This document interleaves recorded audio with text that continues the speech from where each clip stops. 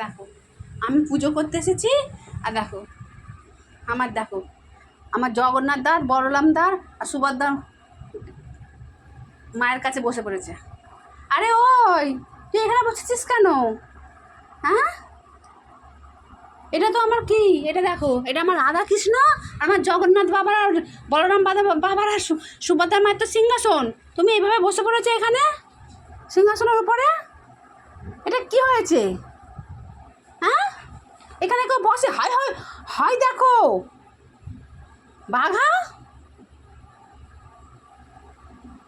তোমার অত বসার জায়গা, এখানে কেউ বসে? এটা তো, হে ভগবান, দেখো দেখো দেখো জগন্নাথ বাবা, বলরাম বাবা, দেখো তোমাদের কাছে গিয়ে কারণ বসে পড়েছে। হ্যাঁ, এরা অবলা জীবে, দেখে কি বলবো বলো। দেখো, আরে আমি তো পুজো, নেবে যাও। আরে বাবা, বাঘা নাবো, নেবে যাও, বসতে নেই এখানে। দেখো না, এখানে দেখো, এখানে ঠাকুর নমো, দেখো এইভাবে এখানে কেউ বসে? এই আরে নাবো,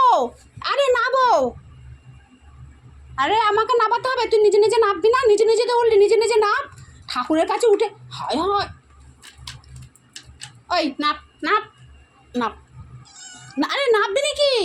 নাবো, এটা ঠাকুর নম, এরম বসতে নেই, তোমার মা কোনোদিন এরমভাবে বসে না। নাবো বাবা, আরে নাবো। আরে নামবে না, হায় ঠাকুর, এটা কি হচ্ছে?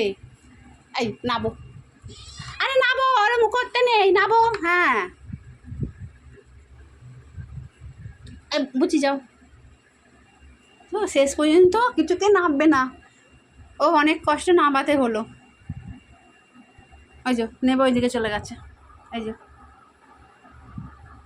কি মন গেল, কোনোদিন ওরা ওঠেনি এখানে, আমার ঠাকুর ঘরে ওরা এখানেই থাকে, কোনোদিন ওঠেনি, আজকে উঠে ওখানে পুরো আমার বাবার কাছে বসে পড়েছে।